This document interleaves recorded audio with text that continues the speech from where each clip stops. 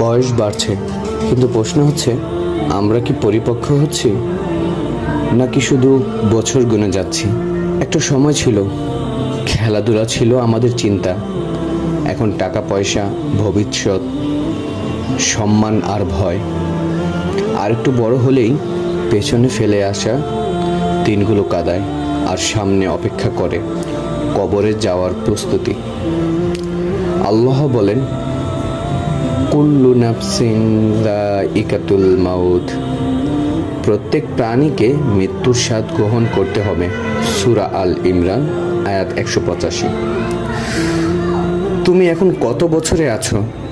20, 30, 40? মৃত্যুর একধাপ কাছেই চলে এসেছো। প্রশ্ন হচ্ছে, তোমার আমল কি তোমার বয়সের মতো বাড়ছে? বয়স নয়, আমলেই তোমার আসল পরিচয়। আজই ফিরে এসো আল্লাহর পথে।